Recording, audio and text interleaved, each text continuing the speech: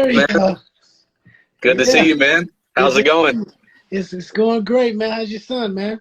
He's good, man. He's getting so big and a lot of work, man. It's I already know. man, dude. I see the sneaker collection behind you, man.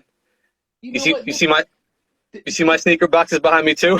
That's crazy. It's funny because I have a closet that my wife took over half of it when it was supposed to be my wardrobe closet.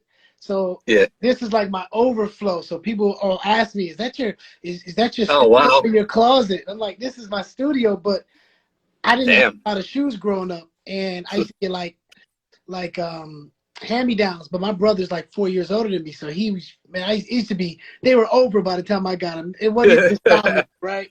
So I always said one day I'm gonna have, some sneakers and stuff like that. So now in There you go. every season I usually give away like 30 or 40 pairs. Oh wow. So That's awesome, man. Awesome, man. Hey, man, thank you so much for taking this time out for this interview, man. It's always a pleasure. listen, you're one of my favorite people, man. We've known each other quite some time. So whenever you call on me, just like whenever I call on you, Yep. we're brothers Appreciate it. first. So you already know. Appreciate it, man. And everyone who's tuned in right now, thank you for tuning in. I'm Tom from I Got Soul, one of the top R&B sites out there. I've known RL for many years, and we're just going to do this interview, talk about some of the stuff he's got going on now, take it a little bit back to his history. And, man, it's going to be a good time, so thank you for tuning in. RL, man, I got to get us started with this single you put out this year with your boy, Brian B. Flat Cook, Compare to You, man. Love this song.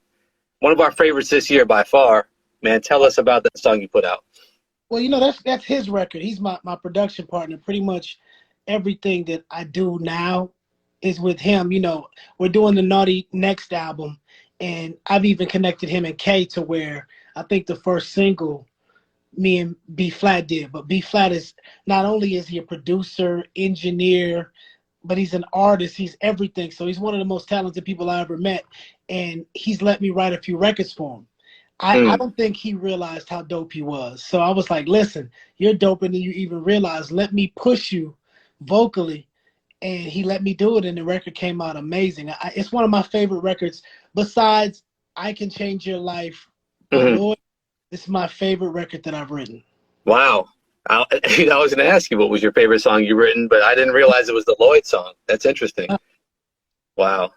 I mean, I hadn't heard about this Naughty and Next record, though. That's the first time I'm hearing about that. What is that? I'm giving you exclusives. Well, people always ask stuff like, because I'm working on music for myself, they'll be like, so what's up with Next? Are you guys doing any new music? Yeah. And I didn't plan on it. At first, we had done a whole album. There's like 80 records, but I know Tweet is doing his hip-hop thing, and he was going in another direction. And I respected that. So I was like, okay, you do that. I'll focus on what I want to do. I was working on records for T-Lo as well. And Kay hit me. And when Kay hits me, he's like the Godfather. It's like when you see that name come on the screen, it's like everything stops. I got an answer. And so he was like, he had a great idea, and we had a record that we had done together. And I'd done a few things for Tretch as well. And he was like, yo, let's do this Naughty Next project. I said, well, I didn't plan on doing anything more besides using Next as a touring mechanism. But when Big Bro calls, it's like, whatever you want to do, sir. Right. Love to hear that, man. Shout out to KG.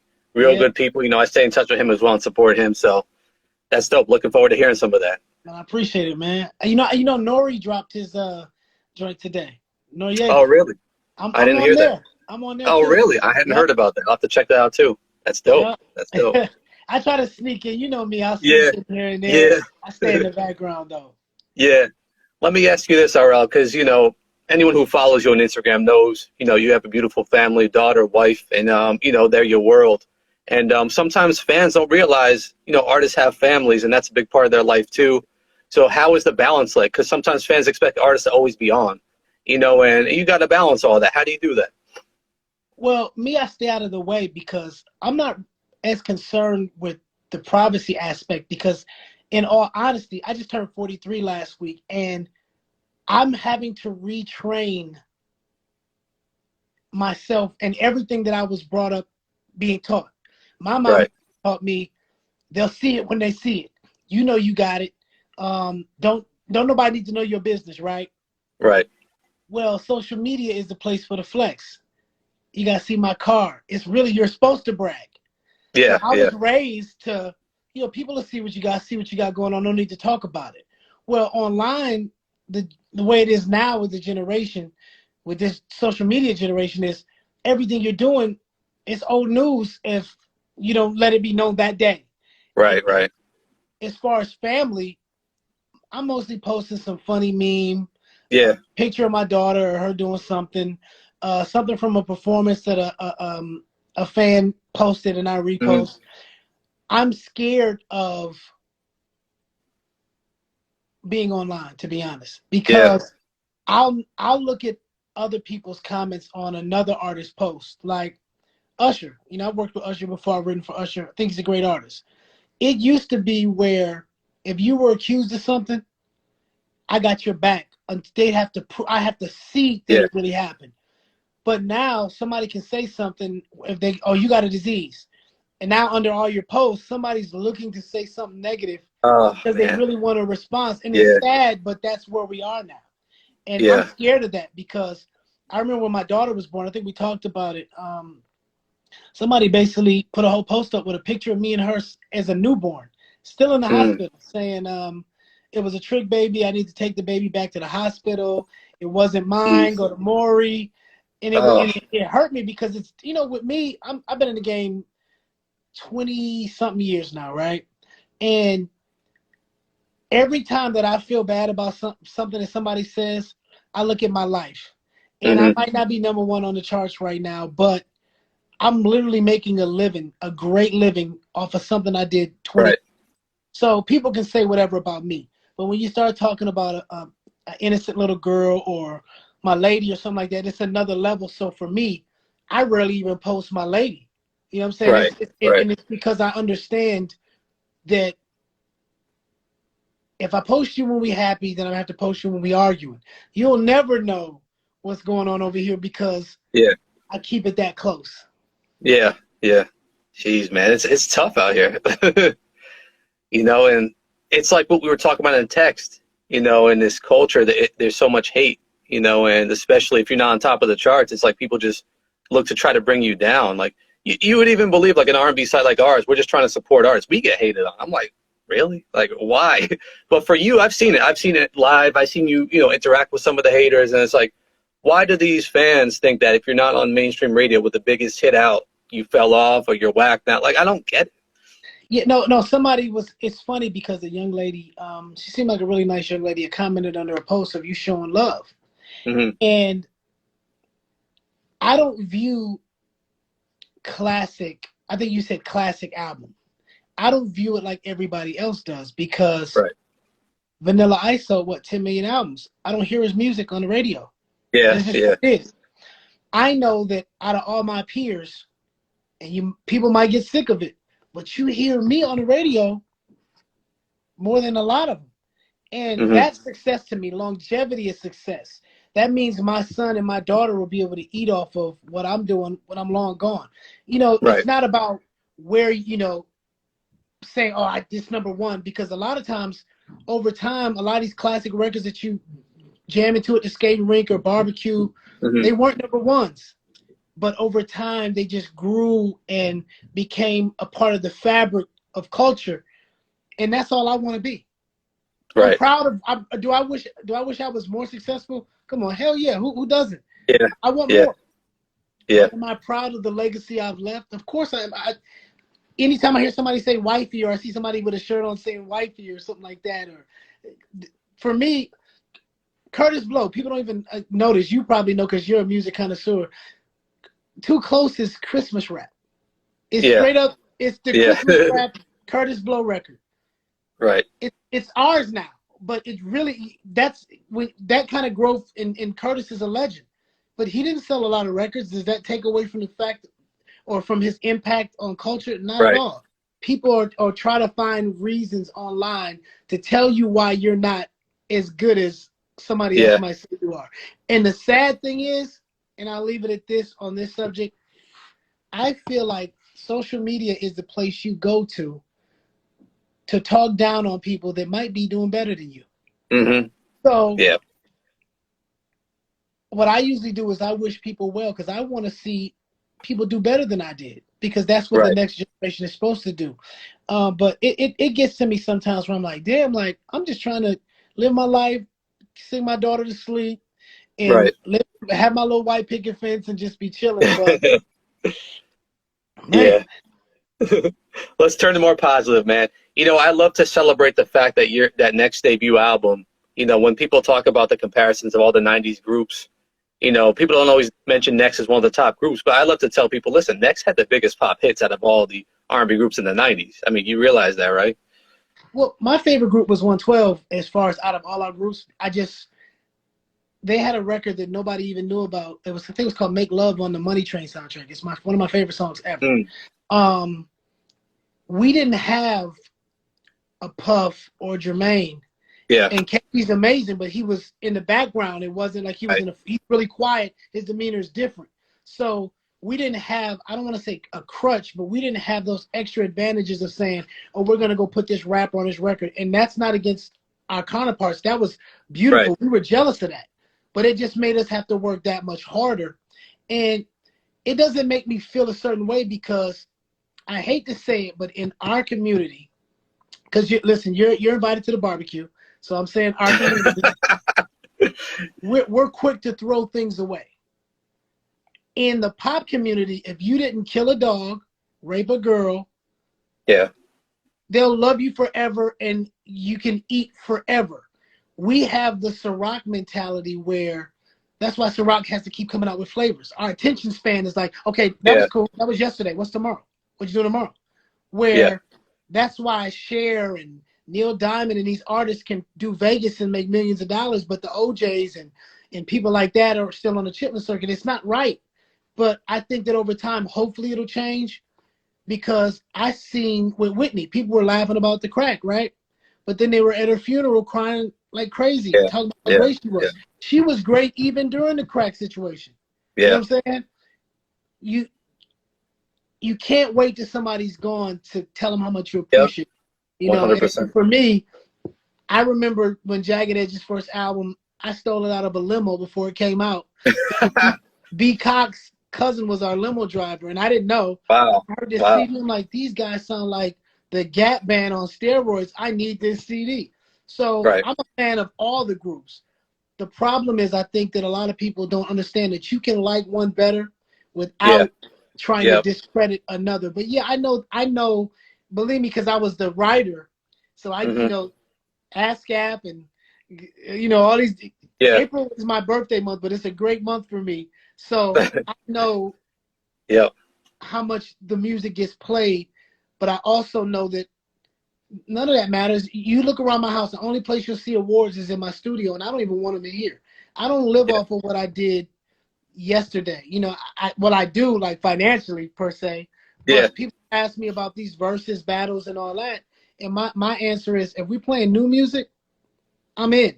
But if we're yeah. talking about catalog and just living in the past, I don't even listen to my music unless I'm getting ready to go on stage. Mm, wow. Yeah. But I still got to celebrate your past, man, because you've given us so many moments and so much amazing music. I just want people to remember. That's what I do. Like, we put out this article about some of the biggest songs you wrote, because a lot of people don't even celebrate you as being one of the top songwriters, Oh, man, I and appreciate it, your man. pen. So you mentioned earlier Lloyd's "I Can Change Your Life." I mean, I didn't even consider that one. That just goes to show how many you had that people haven't realized. But for me, I always, man, Jaheim's "Anything" for me is one of the top. Like, I love that song so much. Well, it's funny that my record for Job would have been Remarkable because I did Remarkable on his Mm, first, but they ended up making it a duet, and it was with Terry Dexter, who was dope, but they switched it around just a little bit. But I do love that record. One of my right. other favorites, though, and it's funny because Genuine we're really cool. I've known him for years. I did like 5 or 6 on A Man's Thoughts, and he has a record on there called Orchestra. That Hmm. I misspoke earlier. That is my favorite record I've Okay. ever written. But in the mix, they made the music come in during the bridge. They messed up with the arrangement on the album, so I have to listen to the demo version all the time. Oh, man. Damn, that sucks. But as far as writing, though, what's the hardest song? Like, say, when you consider all the hits you've written for Next or for other artists, what was the hardest song for you to write when it came to your process and your creative process? Like, was there ever one that really you had to work super hard on compared to others, or did it all just come natural to you? Well, I'll say this: being with B flat, I'm spoiled because he plays. You know, we'll have ideas and melodies. The hardest thing as a writer to write to is a loop. So when you're in with somebody that's known as a hip hop producer and they don't have the keys on yet, it's just a loop of drums and maybe a sample playing. There's really not a bed or melody to follow to try to find yourself within the track. So early on, the advantage I have now was the lessons in the class that I had to take with KG, because he would have a loop playing like, yo, write it, we'll finish it after you finish. You know, Mm-hmm. and I'm already scared because I'm in front of the legendary KG, and we Yeah, literally yeah, recorded the first album in the hood of East Orange, like yeah, hood, yeah. and it made me push myself. Besides that, the one record I look back on that I had the most difficulty with, and it's not because of the writing, it was because of the situation, and it would be Whatever, the Ideal record. Mm, that's a good one too. That's a really good one. Yeah, but Why was that it was one? because I wrote it for Next, and it was just Mm, a loop. Shout out to Kobe who produced it with K, but it was just a loop. It was a sample. So I'd already written like 11 or 12 on the second album, but I came in like, listen, this is the record, guys. And the guys were like, no, we need to do this record called what's Coffee Brown's first single? Because I wrote the second, but I didn't write the first. Everybody thinks I did because I'm doing my Puff Daddy, take that all over the yeah, song. But the After Party. yeah, I told Clive Davis, I said, listen, I love the After Party, but it's more neo soul. It's not really a Next vibe. We recorded it anyway. mm, By then, I had sold Whatever to Ideal. It comes out a week before we came for ads. yeah, Literally, the head of Black Music, Lionel Rednauer, over at Airset at the time, calls me going off like, why did you give this record away? What were you yeah. thinking? And I'm like, the guy said they didn't want it. Like, what am Oh I going man, to do? So that's why for that one. Oh, my it goodness. just it happens like that sometimes. You know, you never know it's gonna be a huge hit. Man, You know, I felt it. Like, it was yeah. one that I really felt, because I'm going to be honest, I didn't want Too Close to be a single. Oh wow, it's interesting because when I talked to KG, he was like, "We knew that was immediately going to be a hit, and you didn't want it to be a single." Well, I grew up where we was making the sex tapes. We wanted the Yeah, R&B. yeah, The only up-tempo R&B that was popping had a rapper on it, or it had Montel Jordan and he was rapping his own rap. mm, So it was like I always looked at the ups and stuff you would fast forward unless you couldn't get to the CD player in time. right, right. But K knew radio. He's always knew radio, and he taught me that. So then it became easy. Like, because I was a rapper first. I had a record deal for rapping first. So it was Really? easy for me to Oh write wow, songs. I'm like, oh, this is easy. So damn, Too Close took 20 or 30 minutes. wow, that's epic, man. I had no idea. Yeah.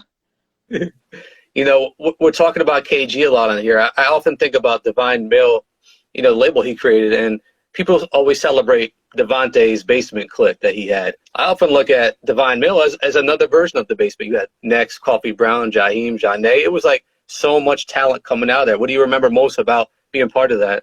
I remember sleeping on the floor at the back house. It was me, Tweet and Tilo. We had air mattresses in one bedroom, and then there was a little bedroom that Jaheim was in right next to us. Yeah. But what was funny was back then, we just wanted it. Even now, I'm not saying we don't want it bad, but it was like we wouldn't eat sometimes. We just wanted to just work. And when we first came in, Kay had a group called Format, and Hmm. they had a record deal, and they were supposed to come out, and that was what the focus was. But he was doing this Christmas song. That's the second time he ever flew us out, was to do a Christmas record, and I was just supposed to sing background. Right. Me and the guys. And Gordon Chambers, who wrote I Apologize for Anita Baker, wrote the Yep. record. So they finally was like, okay, we'll let you try to do a few ad libs. So they put me in the booth.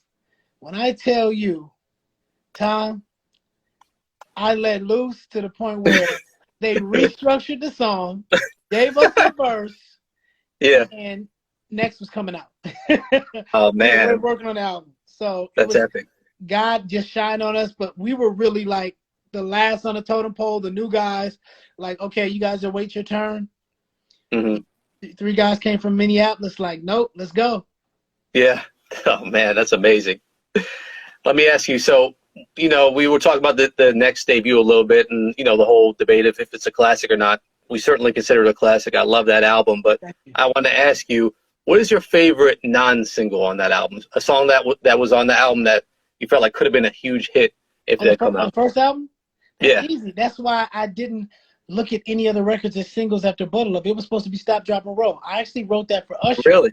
and they were supposed to put it on Usher's album, but they wrapped up his album too fast, so it was on. Everybody says his first album, but it really was the second. The second was his first. Mm. Had Devontae producing. He was with Diddy. This, his second album was the one You Make Me Wanna Be the One. Yeah, yeah, So it was for him for that, and we went back. Clyde was like, "You guys recorded, put on the album." We had these little dance moves we would do. We even performed it early on because we knew it was going to be a single. They kept mm.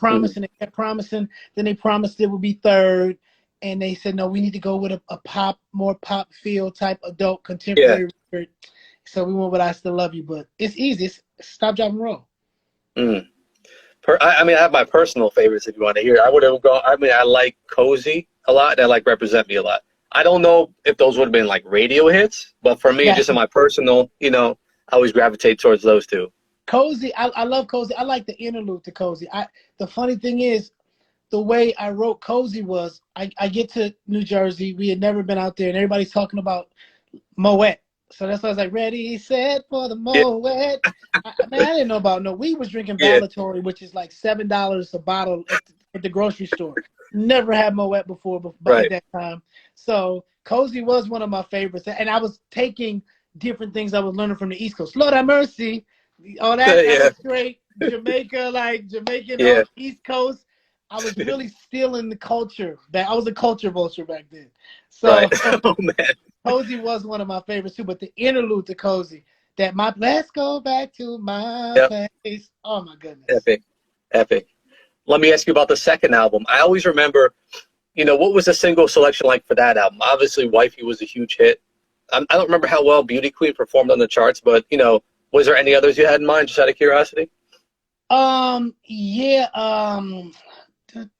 I can't, to be honest, it escapes me. I know that I love like Cyber Sex. There was a bunch of records I really liked on that album. Hmm. The problem was after the first single, it wasn't even promoted because that's when Clive was ousted and he started J Records. Yeah, And we yeah, were the only group on the label with a project that just came out. So yeah. we had a decision to make. We go meet with LA, and we're like, yes, the brothers in the house now. We about to sign with LA. We're gonna stay at Yeah. Arista. We go meet with him, and he doesn't even know any of the songs on the album, and it just came out, and it's the top of the chart. So we're like, Uh, wait a So then Clive literally flies us out. We go to Connecticut. We go to his house. He has gazpacho, which is like cold soup. It's nasty as hell. But he has mhm. all the staff there that he's taken with him from Arista. Yeah. And they embraced us and said, we want you guys with us. Wow. We stayed loyal. The problem was we were told that if we left, both labels would be promoting the album. When in reality, Arista blocked Jay from promoting the album, but then I found out from PDs at radio that radio from Arista would call and say, play Pop Your Collar from Usher instead of Next. Hmm. So our own label at the time Yeah. kind of Yeah. That. stopped us. So that's kind of where we lost all our momentum. Top of the charts, top of the world, all of a sudden a label situation happens beyond our control and we stay loyal and it hurt us. That's the labeled politics we hear about all the time. Unfortunately, it affected you big time, man. But RL, bring us up to date on Next. The group. Prior to coronavirus and everything, had been touring, I believe. And what's next plans for Next? You had the single, last year, I believe. What's going Yeah. on? Well, it's funny because I think we went top 30 urban AC and we funded it ourselves. We were just like basically putting a toe in the water and we were preparing to do a lot more. But what I've learned is everything is about energy. And I love my brothers, and we'll continue to tour. There's no beef. You can do separate things and still come back together collectively Yeah. to Yeah. get the bag. Um, but Tweet is more on a different vibe musically, he said. And people will say, well, he doesn't sing lead. Well, yes, he does. And he's Hmm. such an integral part that if two are moving in one direction and one is moving in another, then the team can't prosper. So what I was Right. trying to do was convince Tilo. I'm like, Tilo, you are the teddy bear. You know, women love your little chubby self. You have an amazing voice. He taught me a lot of what I know. Let's work on an album. But he's out on somewhere in Phoenix or something, riding his motorcycle in his pickup truck, living life. Yeah. So he's just chilling. I've been still on him trying to get him to do it. And Tweet's doing his motivational speaking and stuff like that. Me, I live and die in the studio. Music is Right. I can't stop. So whether Right. it's me working on Duval or different artists like Thailand that you posted on the site as well, thank you for that. I'm just always creating. So it's no beef with the group. It's just that you don't necessarily grow apart. You just grow up. And when you grow up, Yeah. you have different ideas of what you want to do. And since we have different ideas, it's okay. That doesn't mean Hmm. later on we won't come together because we know that we're a force. On Yeah. stage, it's great. We perform, we'll continue the tour mechanism. At first, I was going to stop doing shows only because it did hurt me doing 70 something records Yeah. and then finding out, oh, by the way, I'm not on that vibe right now. So it was a Mhm. moment that I had to step back, but I appreciated the fact that he didn't try to go into something half-heartedly because Right. that would have hurt everybody. Right. Gotcha. Well, I mean, the last thing I got to ask you about is the next RL album. You know, I've been waiting for your follow-up solo album for a while. You've been talking about it for some time. I know plans have changed and things like that, but what can we expect on that front? Um, Honesty, passion, singing, because there are times I don't think people understand artists are the most sensitive, insecure beings on the planet. I already know. I can honestly admit that. Um, so there was a time I remember when I first moved to Atlanta, and I'm like, man, I don't sound like everybody here. Am I whack? And you start questioning yourself. That's Yeah. why I seen you made a post about can we stop with the trap beats and the rap singing and blah blah blah blah. It's hard when luckily I don't listen to the radio, but everything around you is basically domino. Like Drake, Yeah. mastered it. That's beautiful. That's different. But it's domino. I don't know if you remember Domino. Here we go. Here we go. He was Yeah. West Yeah. Coast. He was a rapper, but he was singing it. Or Bone Thugs, which was a little different. But I'm not mad at these young cats getting their bag and doing that, as long as they can grow from it. You have to grow and evolve. Um, but there has to be a place for us. People will ask me all the time, and I'm sure they ask you, like, you need to bring back R&B. R&B's here. It's just a different form. Yeah. And I'll leave you with this. I tell people I can have a 10. The next too close. It could be, and that's how people say it. The next too close. I can have a 10. Yeah. Chris Brown could have a 7. Do you know what the radio's going to play? Yeah. Of course. Let's It's not be about the honest. music. It's not all about Exactly. the music. And then you go to, which I hate this word, old school stations, the throw Oh, station. yeah. I hate that name.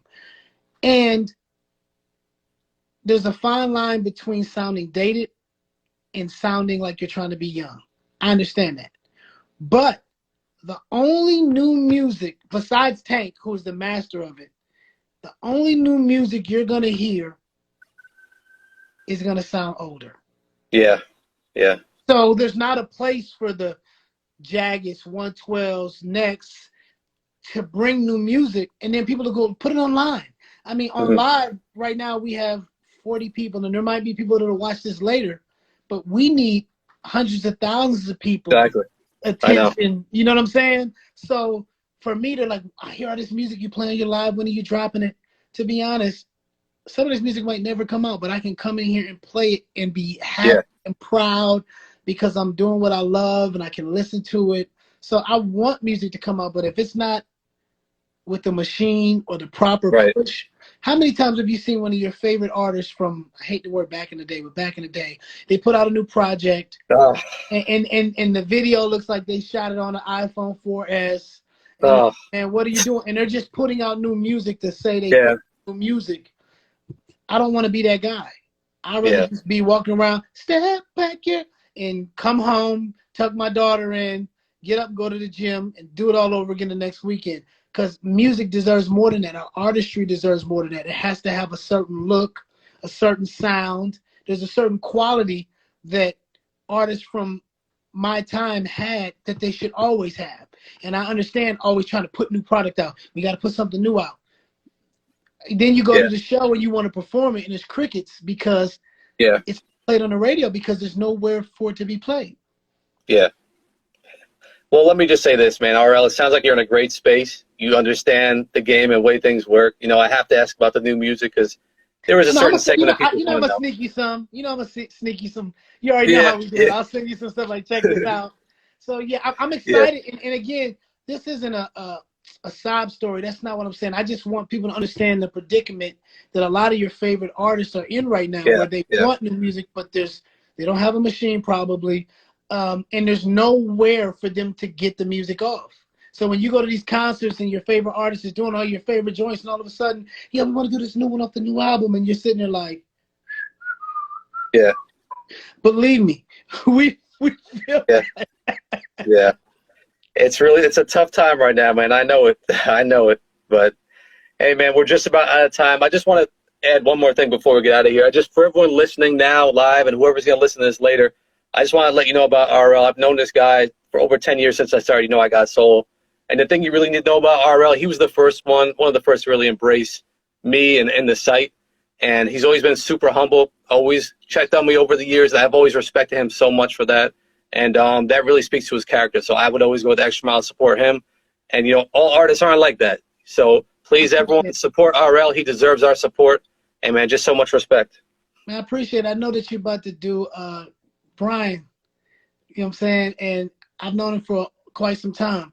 And the funny thing is, when I met him, he was successful already, but his heights went even further, and he was always Mhm. the same. So every time I see him, I ask him about his mom's tamale pie because he was bragging about it in one Yeah, of our early sessions back in the day, just to let him know that I remember, and I ask him how his family's doing. yeah, He's one of the good guys in this industry, and a lot of times you see his name next to other people's names on these records when it's really him. right. It's him. This dude is a genius. He can Yeah, sing, he can produce, he can do everything. And just tell him I'm a fan and tell him I said what's up and ask him about that will do, tamale man. pie. All right, man. We got you on that.